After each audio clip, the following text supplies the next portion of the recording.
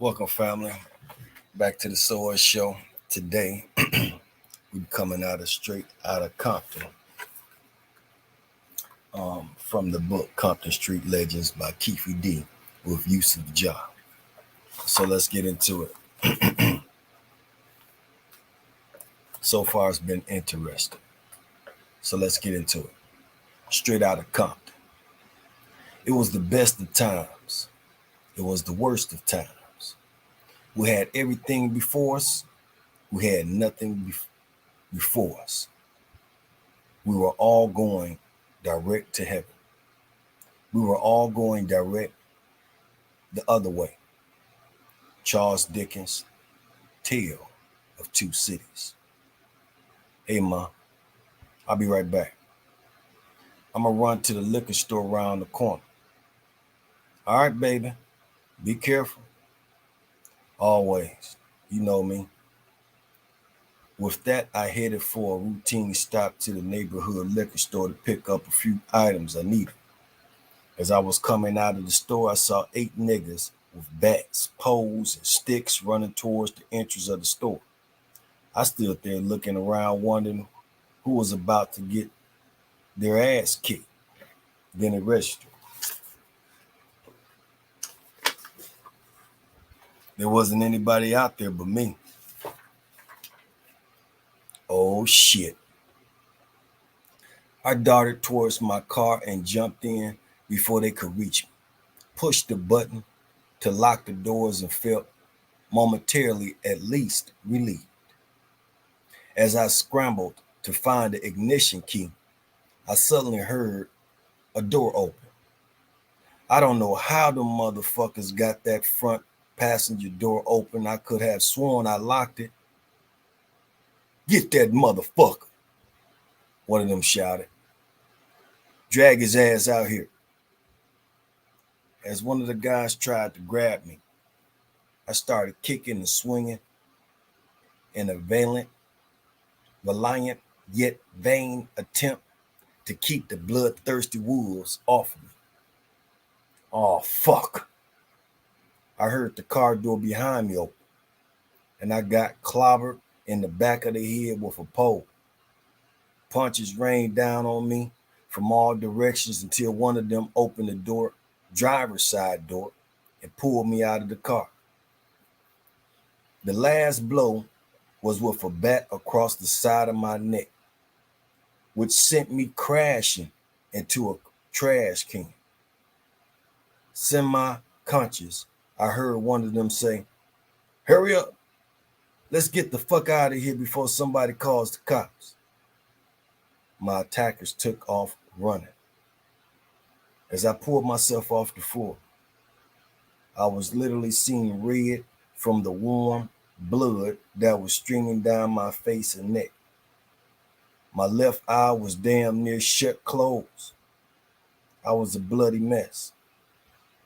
I floundered back to my car, drove home, and stumbled into the house. Once inside, I headed straight for my weapon stash, pulled out my .30-30 hunting rifle with an extra clip, and put my 9mm in my waistband before storming out of the door. I made a quick stop in the bathroom to wash off my face and neck. My injuries had become secondary to the desire for revenge that had completely taken over every ounce of my being. Those motherfuckers done fucked with the wrong one tonight, was all I could think. I knew precisely where one of the dudes lived, so I quickly pulled up in front of his family's house. The lights were all out. I was in Emerald mode. Shh, be very, very quiet. I'm hunting niggas. I rolled down the car window, pointed the rifle, and let my trigger finger do the talking. Blocka, blocka, blocka, blocka, blocka. The shots simultaneously shattered the previously quiet block, the windows and door of the house. I continued blasting until the clip was empty. Booka, booka, booka, booka. I quickly changed clips and shot some more. Booka, booka, booka, booka, booka. Nearly emptying the second clip. When I finally stopped firing, the barrel of the gun was smoking. I put the pedal to the floor and sped off into the darkness.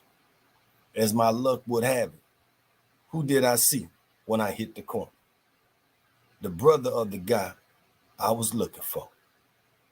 Sorry, nigga, but you're in the wrong fucking place at the absolute wrong fucking time. I jumped out of the car with the gun still smoking. Motherfucker, don't move, bitch. The barrel of the rifle pointing directly between his eyes. Hands raised. His younger brother pleaded, don't kill me. Don't kill me. Pause. I jumped out the car with the gun still smoking. Motherfucker, don't move, bitch. The barrel of the rifle pointing directly between his eyes. Let's continue.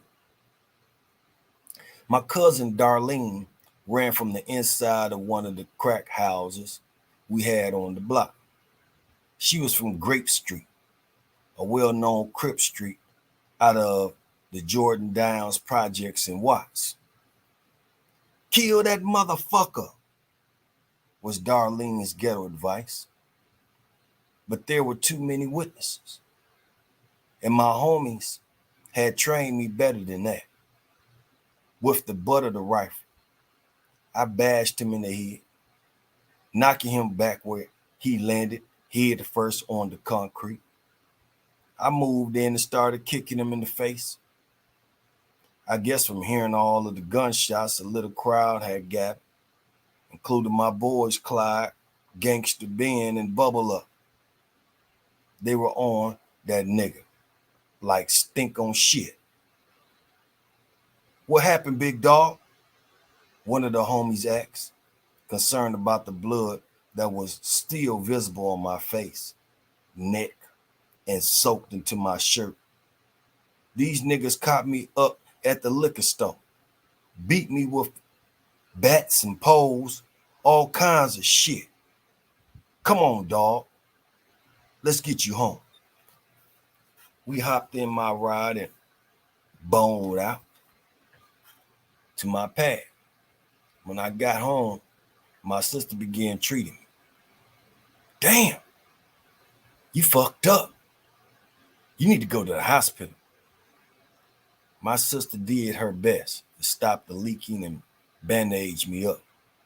Then we rushed out of the house into the car and sped to Killer King Hospital. That was the shameful nickname that the Martin Luther King Jr. Hospital had earned back then. I made a few mistakes, but one would catch up with me. And I rushed to get to the emergency room for medical attention. I forgot about cleaning the empty gun shell casings out of the car. Next thing I knew, a few hours later, while lying on an emergency room hospital bed, the police came in and booked me. Welcome to my city, Compton, USA, and welcome to my world, the streets. Compton was the city my parents chose to raise their family, but the street life, that decision was all mine. I don't want to mistakenly or carelessly paint the picture that Compton was an ultraviolet community for everybody. In fact, back in the late 60s and 70s, Compton was a middle-class, family-oriented paradise for blacks. Before moving to Compton, our family lived in Watts, right across the street from Markham Middle School. Many people from Compton formerly lived in Watts. Back then, moving to Compton from Watts was like George Washington moving on up from Harlem to a deluxe apartment on the Upper East Side of Manhattan. It was considered a setup, a step up, brother. Even though the two cities are only about 3 miles away from each other. Our family received our lucky break when my pops and uncle went to Agua Caliente racetrack into Tijuana, Mexico. Tijuana, Mexico. They picked 6 consecutive winning horses. My dad won $50,000 that day, which will be the equivalent of winning $1 million today. With the winnings, our parents relocated from Watts, bought a house in Compton, and 2 brand new cars. Pause. The phenomenon known as white flight is real. Because once we moved in that neighborhood, white families started fleeing like cockroaches when the lights come on. Let's get back to it. With the winnings, our parents relocated from Watts, bought a house in Compton, and 2 brand new cars. When we moved onto our block in 1965, there weren't any other blacks in the neighborhood, and the white families that lived there wanted to keep it that way. That's when I observed firsthand how the phenomenon known as white flight is real. Once we moved into the neighborhood, white families started fleeing like cockroaches when the lights come on. My mother was a dedicated housewife whose family came from Dallas, Texas. I remember one day my mother and I were returning home with a shopping cart from Cole's Market, the local grocery store. Carload of big white dudes pulled up in a 56 Chevy and started screaming out of the window, "Niggers! Niggers! Get the fuck out!" That shit scared me to death. I couldn't have been more than 5 years old. My mom's looked at me with a stern but confident look in her eyes. Her hand was in her purse and she said, "Don't worry about them." My mother certainly wasn't worried because she made sure she protected her kids at all times. Another early memory I have was in 1968. My mother and I were driving on one of her errands, listening to the radio. When the program was interrupted, CBS News bulletin just in, civil rights leader Dr. Martin Luther King was shot at a downtown Memphis hotel. I could see tears begin to swell up in her eyes. "What's wrong, Mama?"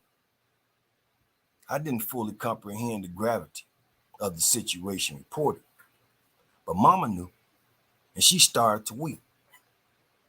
"They killed Martin Luther King." I hadn't seen my mother cry before, so that's when I knew the shit was serious. My dad was a former Marine and a strict disciplinarian who taught us good principles. My father's family is originally from Homestead, Virginia. We can trace our lineage directly to Nat Turner, 1800 to 1831, famous freedom fighter who led one of the most successful slave rebellions in U.S. history. Pause. Not many people can say that Nat Turner is their great, great, great direct descendant. In fact, I can arguably say that I'm the hardest motherfucker in my family since Nat Turner. Let's continue. It gives me a great sense of pride to know that I come from one hell of a bloodline.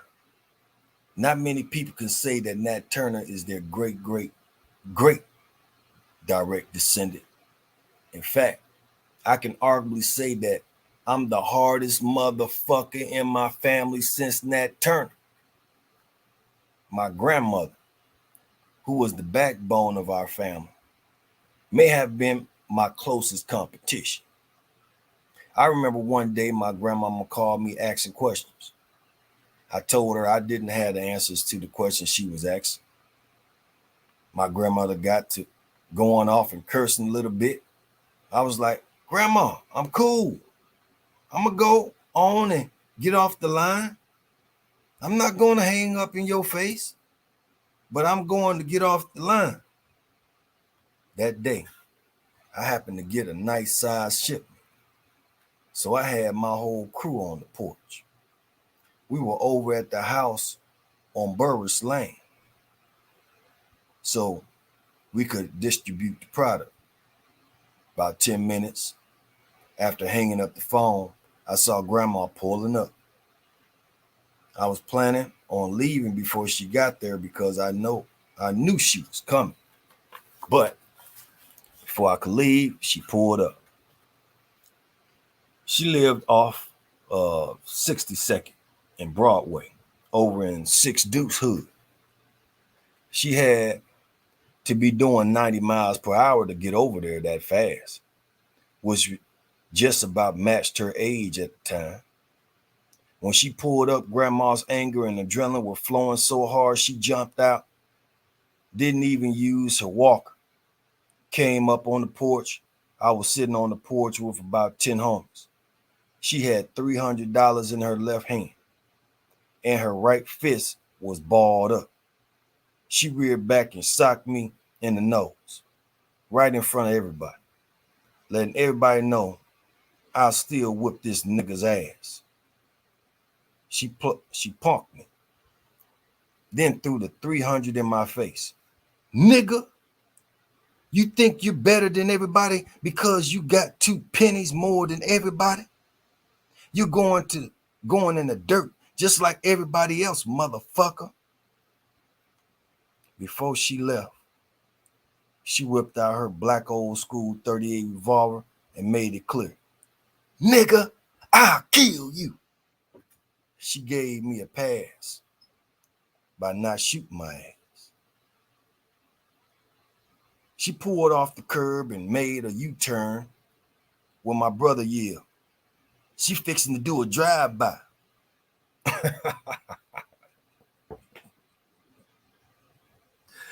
Oh boy. All of us hit the ground. She punked us. The next morning, she called me for breakfast and apologized. She told me she didn't mean to do me like that. My parents moved to California once my dad was assigned to Camp Pendleton in Oceanside, California.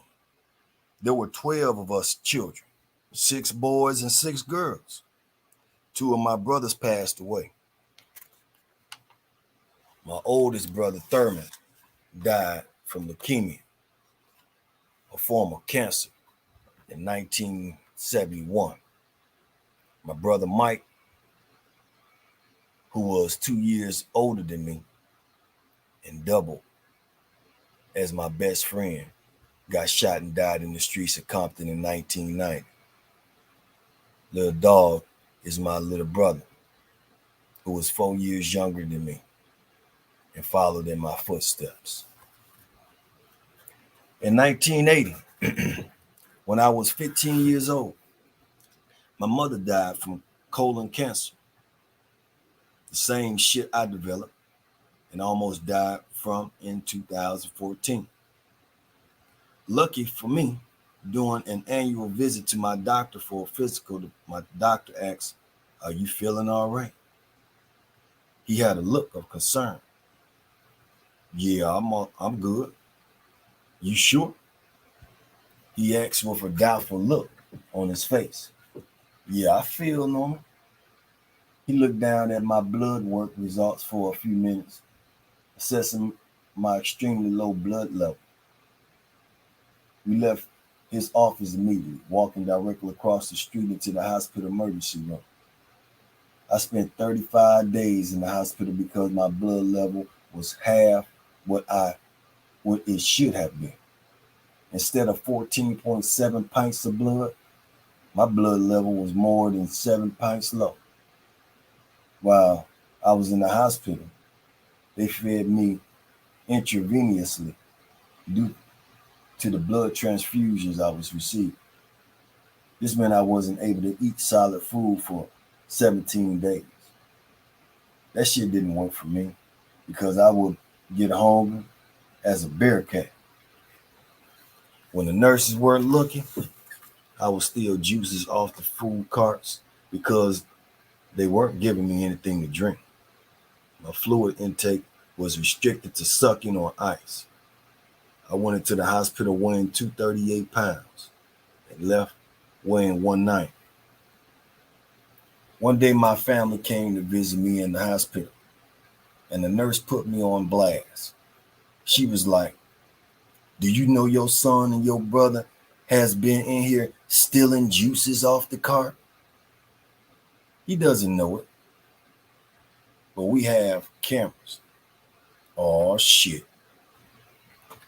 I had been stealing juices for more than a week, but they finally caught on. That food cart would come around and I'd run up there with the IV still in my arm on another pause. Contrary to popular myth, the majority of the young men that started Crips and Bloods in Compton had mothers and fathers in their lives. Let's continue. On another day, my sister came to visit with my two nieces, my grandson, and my wife. Siren went off, and I heard a nurse say, "Code red." To me, code red meant somebody had died or was dying. 30 minutes later, after code red went off, so I got out of my bed and I was feeling bad that day. And I shut the motherfucking door. My sister was like, "Why you shut the door?" I said, "The Weeper is out there and he's busy. He ain't coming in this motherfucker."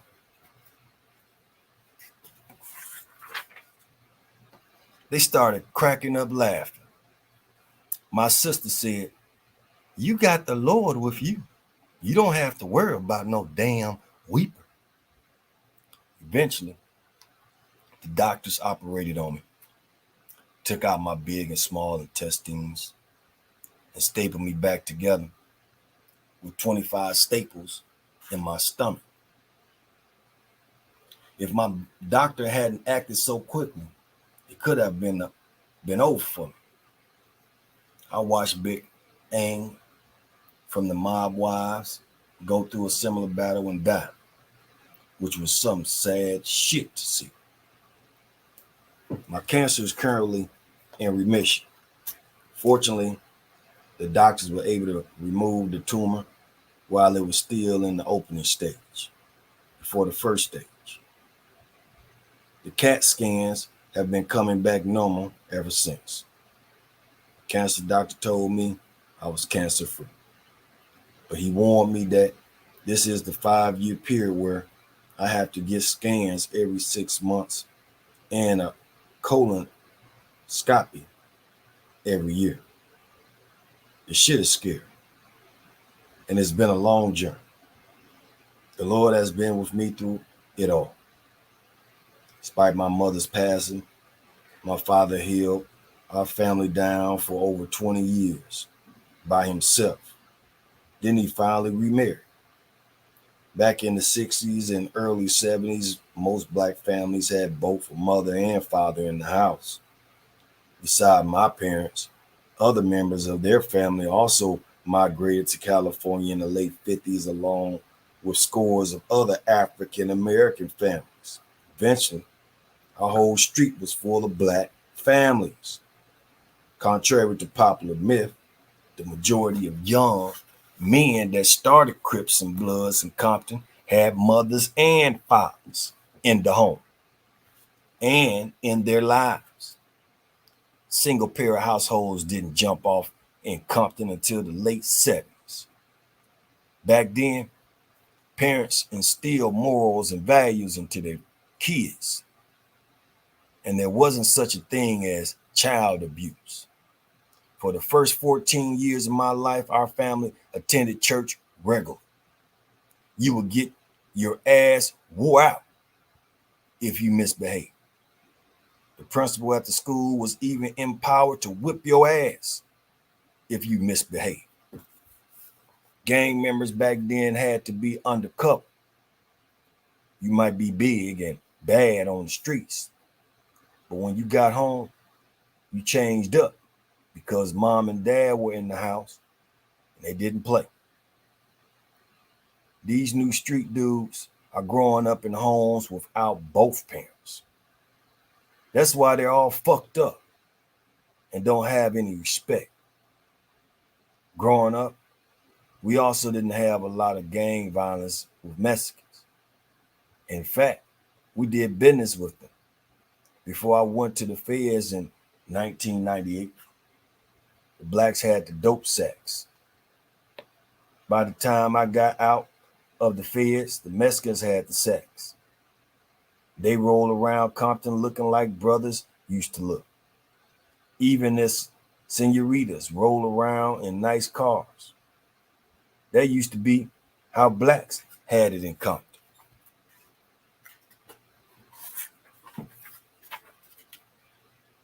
Several factors influenced my decision to get involved with the street life. Back in the late 60s and early 70s, it was a fad that a lot of kids were getting involved with. Street life was a way for young blacks to protect ourselves and our communities from anybody who wanted to mess with us. By 1969, 1970, gangs were growing super fast and super big. And I wasn't interested in being an outsider.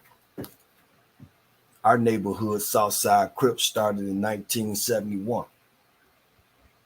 Our area is bordered by Long Beach Boulevard to Alameda, Compton Boulevard to Greenleaf. We were initially known as the U.S. Boys. There were a couple of incidents with the Pyrus, Bloods, in the area that motivated the original U.S. Boys to convert and become Crips. The Crips were the most dominant gang popping off back then, the original U.S. Boys. To this day, there's a bunch of Crip sets in Compton. Santana Block, Southside, Nutty Block, Spook Town, Carver Block. There's a lot of them. I don't know what the incident was that set things off for the other guys, but there was an incident that I experienced. A few of us youngsters, 9 and 10 years old, roll our bikes to the Pep Boys on Long Beach Boulevard. When we got to Palmer Street, we ran into some looters parked blood niggas. Little George, Willie T, Bartender, and Herman Jr. They were all older than us. We were riding in the street, and cars were coming behind us. So when we saw them, we couldn't turn around. Once they saw us, they started chasing us. Willie T caught up to me, socked me in the nose, and took my bite. I never forgot that shit.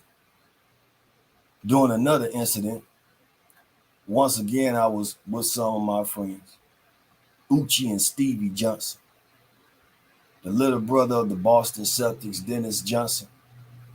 We went to the Compton College pool where everybody used to go swimming. While we were swimming, about 30 bald-headed Crips came up to the pool and chased everybody out. One of the dudes, Sweet Tooth, was an original U.S. boy, but he turned Crip. He pointed at us and said, "Those are Little U.S. boys. You should have seen how fast we ran out that motherfucker. We were just 9 and 10 years old. They were all 16, 17, and 18 years old. Even though I was too young to be in the U.S. boys. I was there when the neighborhood converted over to Comp Crips. Once again, I and some of my friends were within earshot when a group of the U.S. boys, including a few of my big brothers, were having a conversation about an apparent beef they had with some Pyrus, Bloods. They were pissed about something. Be up there around 4 or 5.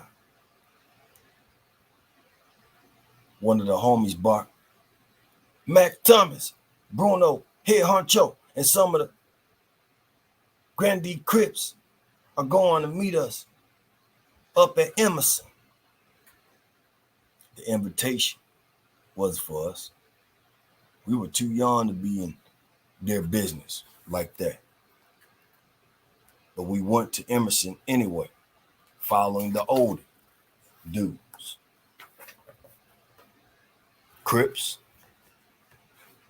from the Grandees, one of the original Crip gangs, showed up and put us on. It wasn't a hostile takeover. It was more like a merger where everybody who was part of U.S. Boys became Crips to give us a competitive advantage. After the conversation, a few dice games got started. It was my first official night as a Crip, and I happened to be shaking the dice when my pops came driving by and saw me. Hey, what are you doing? I didn't even have to look. I knew my dad's unmistakable voice when I heard it. I walked up to the car. Nothing, just shooting dice.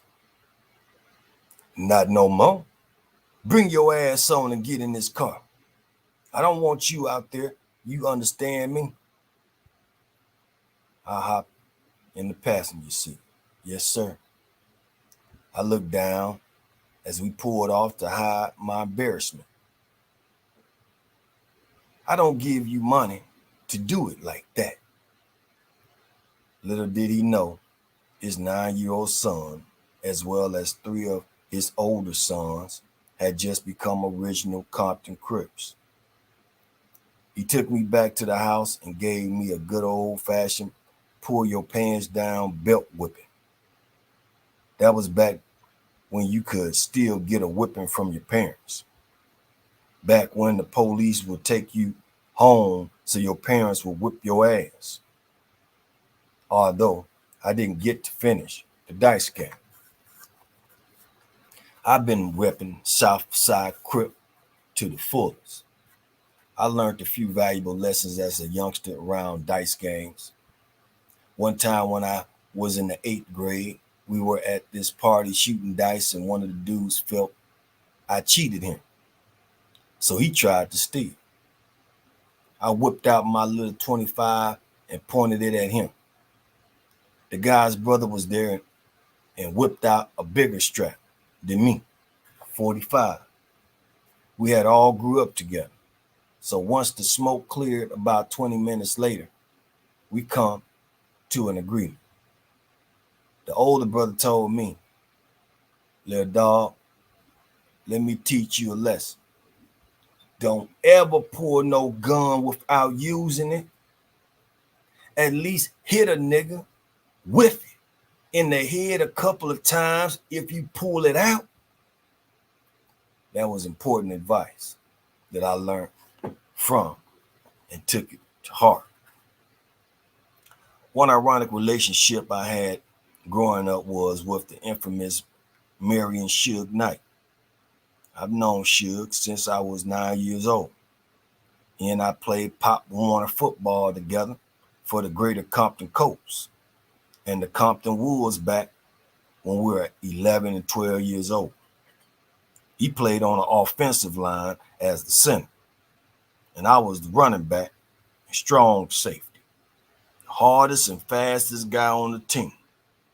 I earned the nickname, the Assassin, after Oakland Raider All-Pro safety Jack Tanton, Suge's cousin, Ronald and Donald, also played with us. Both of them played tight end.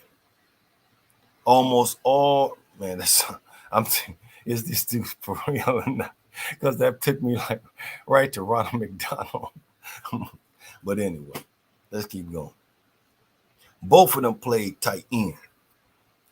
Almost all of the guys on our team were Crips except Suge and his cousins.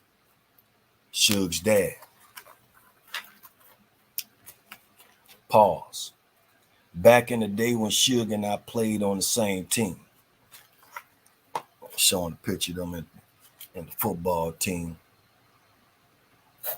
You have to get the book, get all that. You know what I'm talking about. And you need to go and get it if you ain't got it. Let's keep on going. Who was the original Suge was one of our coaches. And this other man named Billingsley was the head coach.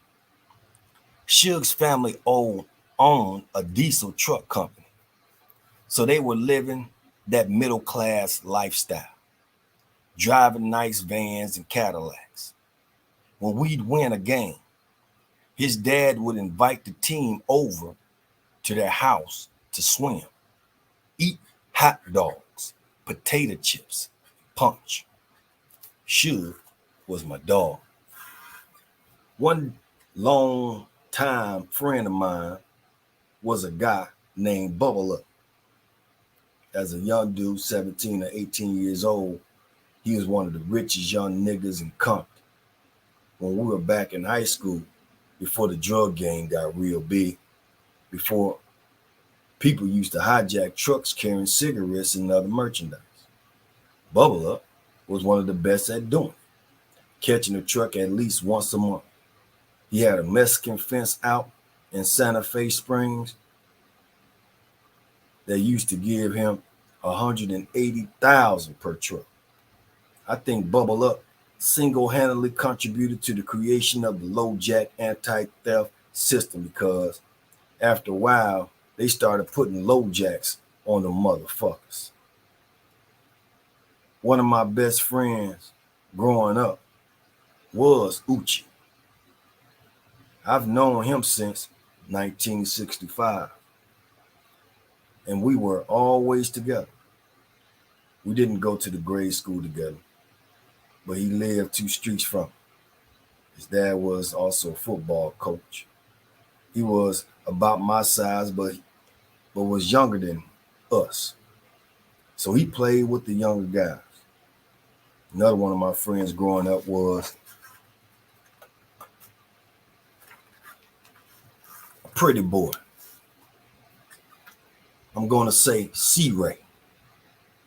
He knew all the street players and pimps. Pimpin' Ken, Don Juan, Good Game. He liked to be around them. He came from a pretty well-off family. His mother worked for Mobile, and his dad worked for Boeing, which was called McDonnell Douglas back then. While the rest of us went to rough-ass Emerson Elementary, C-Ray went to Catholic school. He was my little homie and became one of my best salesmen once we were fully enrolled in Sidewalk University. We got into the drug game and started moving significant weight.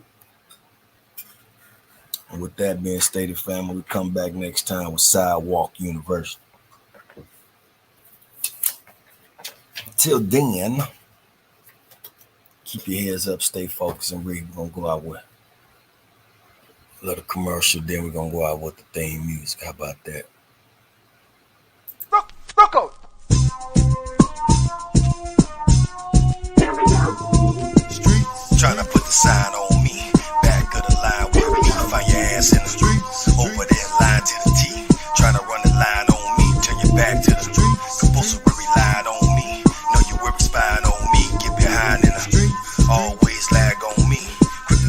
back on me, give it back to the woman trying to snap on me. Reach back and slap on me, give it back to the.